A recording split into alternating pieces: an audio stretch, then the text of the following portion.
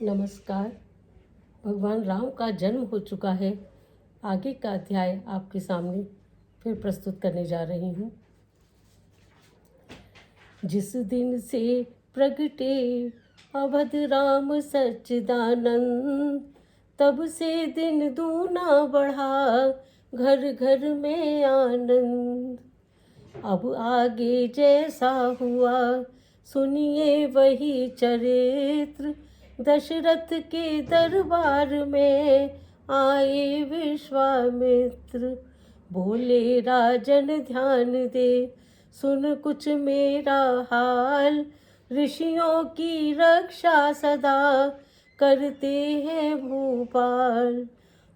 मैं यज्ञ जिस समय करता हूँ, दुख मुझको निश्चर देते हैं। पूजा सामग्री हवन कुंड सब नष्ट भ्रष्ट कर देते हैं। याज्ञ कौन से यदि युद्ध करें, तो यज्ञ कार्य सब खंडित है। फिर धन वाले नगर लड़ूंगा मैं, प्रण भी मेरा निश्चित है। असुरों के अत्याचारों से अकुलाया घबराया हूँ मैं। रक्षा सहायता दो चीजें तुझसे लेने आया हूँ मैं। तू अपने पुत्र राम लक्ष्मण दे सौंप मुझे कुछ दिवसों को। इसमें है तुझको पुण्य सुयश कल्याण हर्ष उन दोनों को। सुनते ही दशरथ हुए व्याकुल और मलिन, हाथ जोड़ ऋषिराज से बोले वाणी दीन। हे मुनिवर दोनों बालक हैं, भोले भाले नादान निरे। रण विद्या नहीं जानते हैं, लड़ने में अभी अजान निरे। लो राज ताज संपत सेना, यह सब देना दुश्वार नहीं।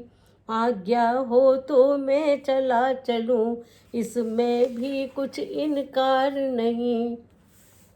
हे स्वामी सभी समर्पण है, जितने साधन शासन के हैं।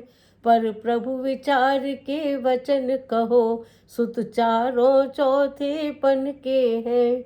वैसे तो चारों ही मेरी बूढ़ी आँखों के तारे हैं, लेकिन राम और लक्ष्मण दोनों प्राणों से ज्यादा प्यारे हैं।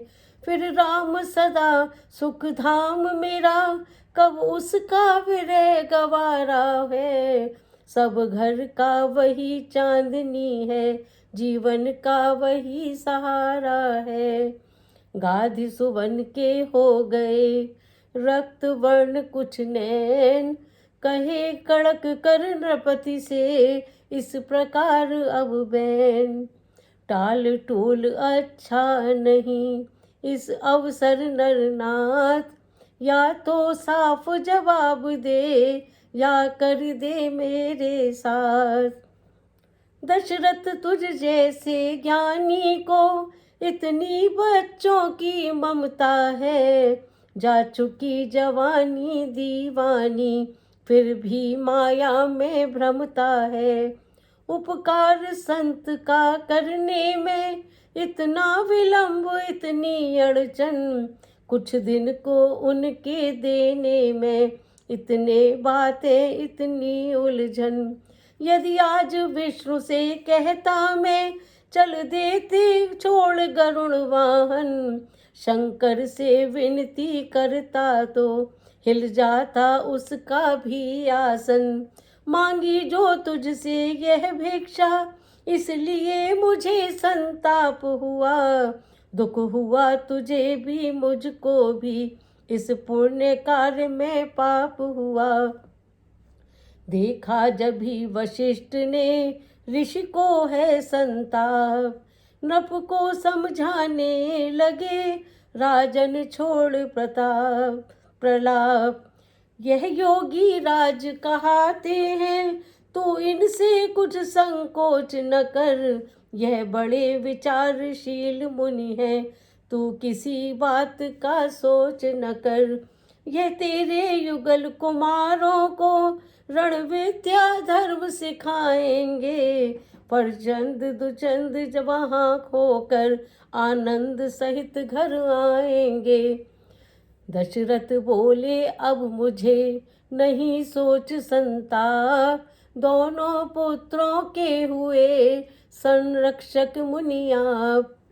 इतना कह भरी सभा में ही तत्काल बुलाए राम लखन, चरणों में गादी तनय जी के सानंद गिराए राम लखन। लो हाथ में इनका हाथ नाथ, ये दोनों भोले भाले हैं, फिर फिक्रा याद रहे भगवन मेरे नाजों के पाले हैं। प्रातः काल मुनिराज से बोले राजकुमार, आप यज्ञ निर्भय करें, हम हैं पहरेदार। आरंभ यज्ञ को होते ही असुरों का मंडल आ पहुँचा, शुभ अनुष्ठान में विघ्न रूप निष्ठुर निश्चर दल आ पहुँचा। रघुवंशी राजकुमारों ने आगे बढ़ ललकारा सबको, हाथों में लेकर धनुष बाण पल भर में संहारा सबको।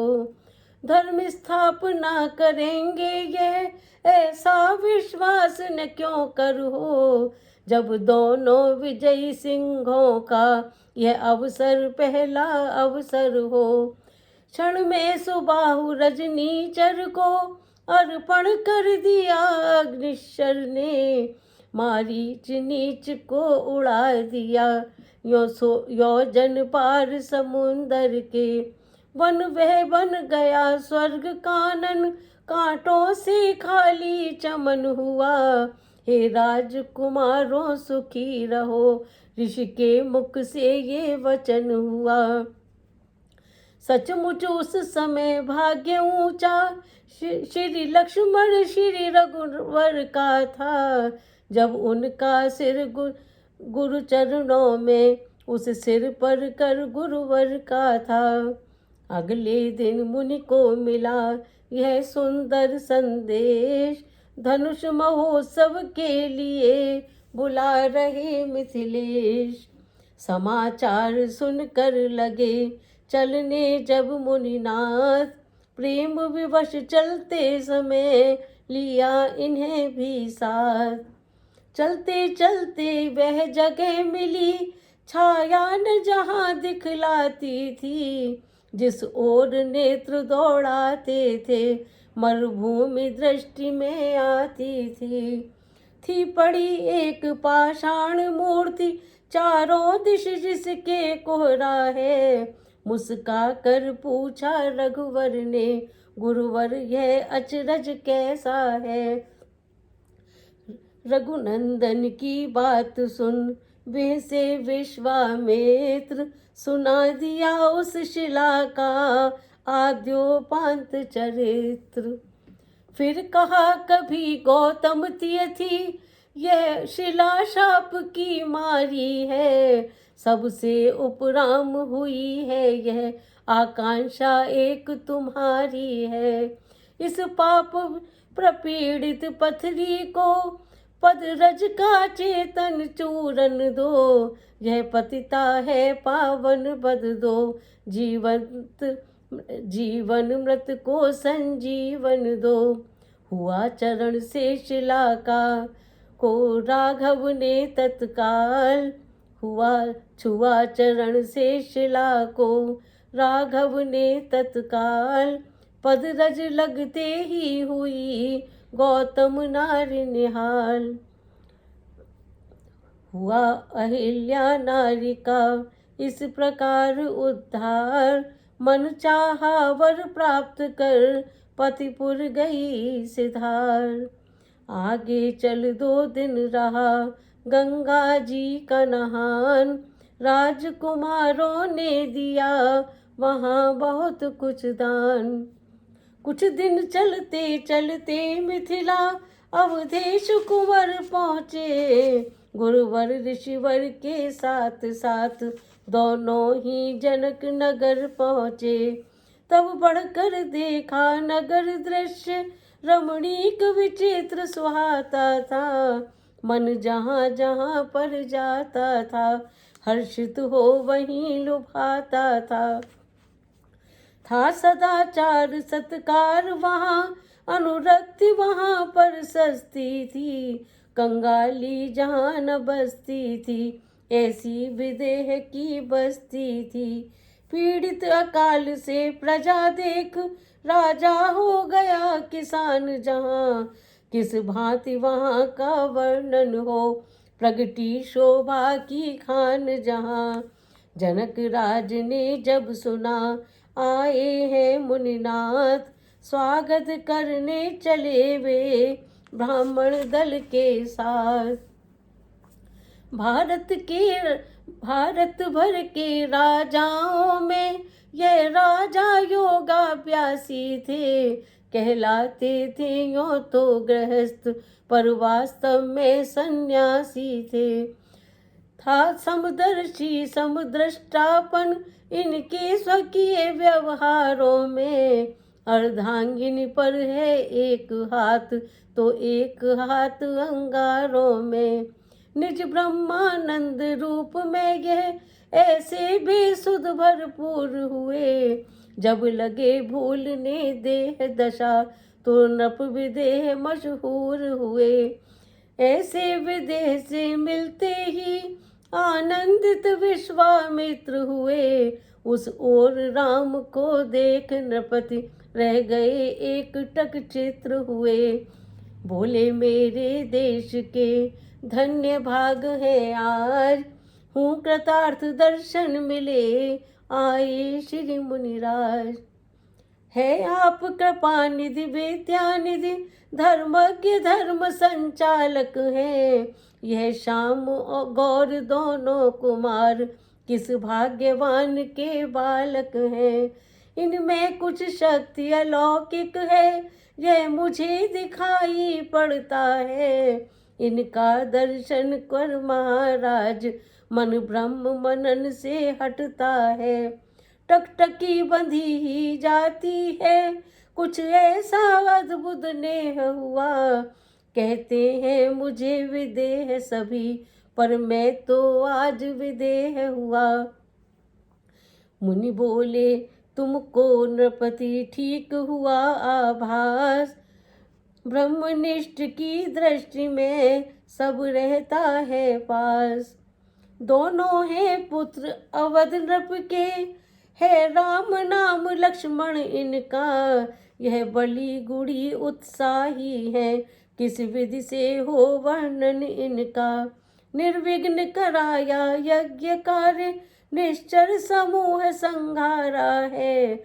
गौतम की नारी अहिल्या का, पद रज से शाप निवारा है। अब धनुष महोत्सव के कारण ये दोनों भाई आए हैं। राजन तेरे आनंद हेतु हम इन्हें साथ में लाए हैं। दुनिया दर्शन का मेला है, जितना अच्छा हो अच्छा है।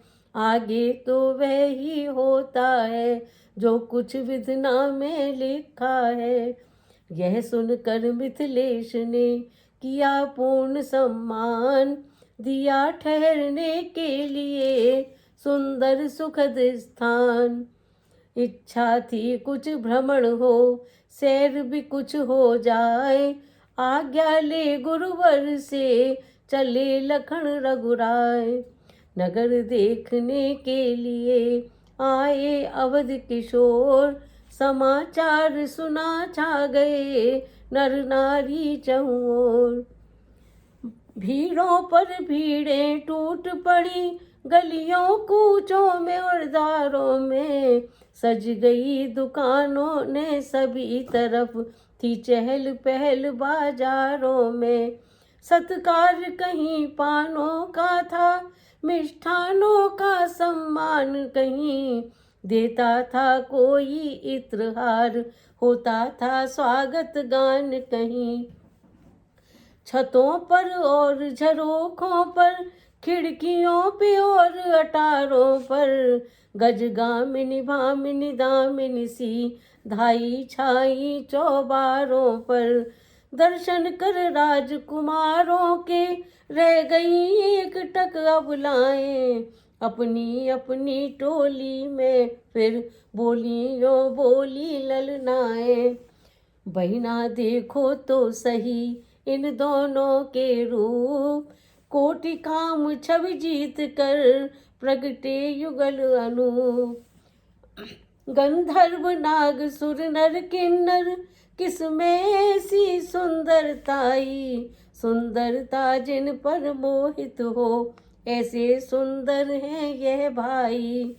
जिसने देखा है एक बार इन श्याम गौर सुकुमारों को, वह आंख नहीं अब देखेगी सुंदरता को श्रृंगारों को। जिस मुख ने इनका गान किया, आजन्म इन्हीं को गाएगा। जिस मन में ये आ जाएंगे, वह मन इनका हो जाएगा।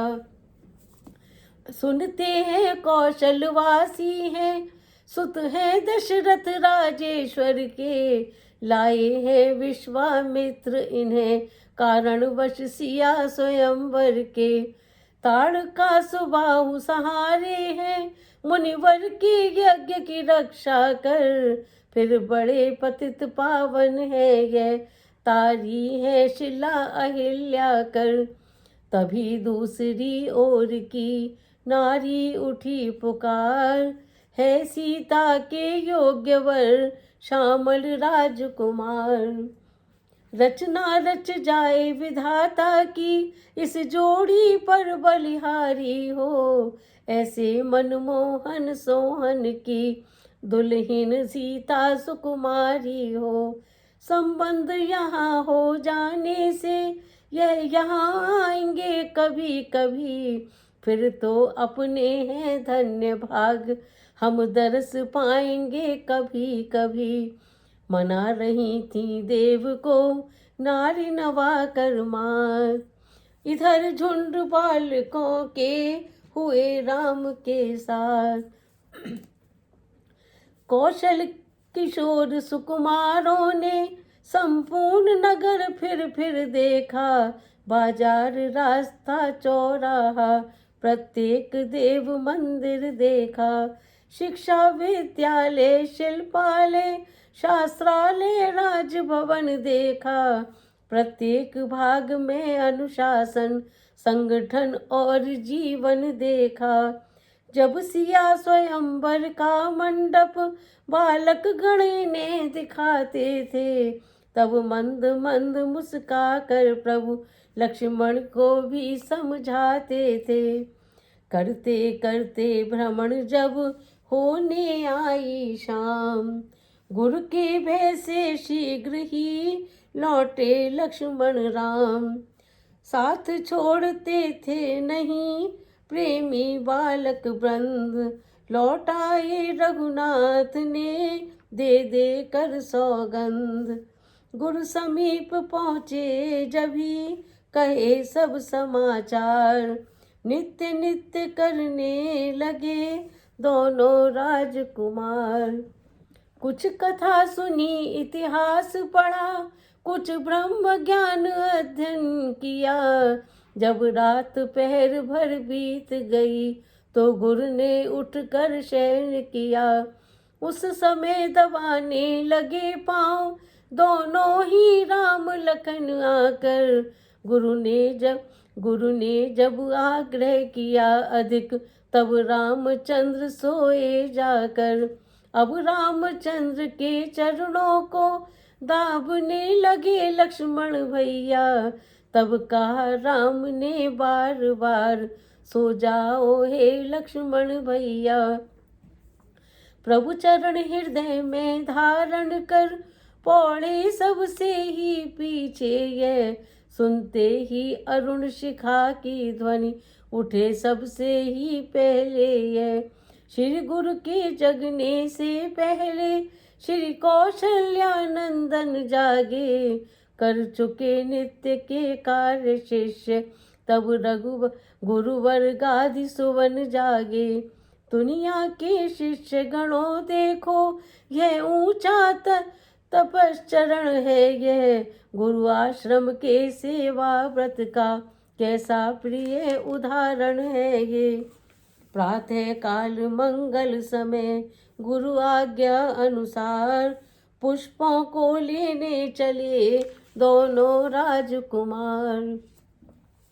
श्री गुरु पूजा में पुष्पों की रहती नित आवश्यकता थी, हो प्रात भ्रमण भी इस निमित्त मुनिवर की यही आज्ञा थी। वह खास बाग मिथिलेश्वर का था, लाजवाब फल फूलों में, माली से पूछ लगे चुनने फूलों को दोनों में। चलती थी शीतल मंद पवन, फूली हर डाली डाली थी, मुनियों का मन भी मोहित हो ऐसी सुगंध मत वाली थी। रवि से फवारे चिड़िया घर, मछली घर हृदय लुभाते थे, सावन भादों भी एक और मन को उन्मत्त बनाते थे। मध्य स्थल में तालाब एक वृक्षावली से था घिरा हुआ, उसके समीप ही ऊंचे पर गिरजा मंदिर था बना हुआ। पुष्प वाटिका का इंद्र इतना सुहाना दृश्य देखकर मन बहुत प्रफुल्लित हो रहा है। बाग बाग थी, बाग में फैली हुई बहार, फूल फूल कर फूल भी लुटा रहे थे प्यार। गेंदा गुलाब मोतिया जूही, गुल मेहंदी गुलाबास गुलनार, दाऊदी दोपहरिया मरवा, केतकी हजारा हार सिंगार। कलगापन सुतिया मौल सिरी, कनेल कामिनी सदा बहार, मालती माधवी जवाझिली, केवड़ा मोगरा पपी अनार। पचरंगा चंपा सूर्यमुखी, झिलमिली मारुति नौरंगा, चांदनी कुमुद दोनों लाला, जलत रंग चमेली चौरंगा। गुल प्यारी गुल शबो गुलहर, गुल चीनी गुल फनूस केला, सेवरा निवाड़ी मदन मान, गुल केली कुंद कमल बेला। नीले पीले सांवल गोरे, चितक बरे रंग बिरंगों के, हम नाम गिनाएंगे क्या क्या, थे फूल हजारों किस्मों के। पौधे थे अजब क्यारियों में, सब उठे हुए सब खिले हुए, गुच्छे थे गजब डालियों में, सब उठे हुए सब खिले हुए। इधर फूल चुनने लगे मिथिला के मेहमान, उधर बात जो रह गई सुनिए धर कर ध्यान। दारुण अकाल से एक समय जब देश प्रपीड़ित होता था, तब मिथिलापति ने निज हाथों हल से धरती को जोता था। उस समय घड़े के भीतर से हल के नीचे कन्या निकली, आनंद विश्व में भरने को पृथ्वी में से कमला निकली। या ऋषियों के रुधिरों से बन खल संहारिणी दुर्गा निकली, या भक्तों के आराधन को जगदम्बा जगज्जा निकली। उस समय जानकी नाम उनका श्री जनक राज ने उच्चारा, सीता इस कारण कहलाई, प्रगटी थी हलफारे द्वारा। जो जो यह बढ़ने लगा प्रताप, खेल खेल में एक दिन उठा लिया शिव चाप। मिथिलेश्वर विस्मित हुए देख यह चमत्कार, उसी समय यह प्रण किया करके खूब विचार। इसने तो धनुष उठाया है, अब धनुष उठा जो तोड़ेगा, वही मेरा जगमाता बन सीता से नाता जोड़ेगा। उसी दिन मिथिला नरेश ने ये प्रतिज्ञा की कि जो इस धनुष को तोड़ेगा उसी से मैं सीता का विवाह कराऊंगा। उस दिन से नाना देशों के योद्धा राजा गण आते थे, शंकर का चाप उठाने में बलशाली कम दिखलाते थे। इन दिनों महोत्सव जैसा था, नभ दूर दूर से आए थे। इस अवसर ही को गाधि सुवन मिथिलेश्वर ने बुलवाए थे। जिस समय बाग में राम लखन फूलों को चुनने जाते थे, सीता के प्रणय जनक प्राण की चर्चा भी करते जाते थे। अब सुनिए उस बाग में हुआ यह अकस्मात, सीता भी आई तभी थे जब दोनों भ्रात। जिस तरह चंद्रमा होता है शोभायमान नक्षत्रों में, जगमगा रही थी उसी भांति वे जगत नंदिनी सखी जनक नंदिनी सखियों में। नवला चपला सुमुखी सुखदा विद्युत विमला कमला थी वे, निर्मला कोमला जगज्या रवि आभा चंद्र जटा थी वे। नव शक्ति बाग में सरसाई जब सिया सुहाई कुंजों में, मानो बसंत ऋतु आई हो बागों की कोमल कलियों में। सखियों का दल था लिए हुए पूजा सामग्री थालियों में, मेवा मिश्री नैवेद्य पान नारियल फूल फल डालियों में। यह झुंड बाग में जब आया आई मादकता पुष्पों में, गायन था पक्षी मंडल में नर्तन वृक्षों के पत्तों में। फिर सब सखियां बाग में हो कर बलिहार, सीता का करने लगी फूलों से श्रृंगार। बोलो सिया रामचंद्र भगवान की जय। आगे का वर्णन मैं अगले अंक में करूँगी। जय सिया राम।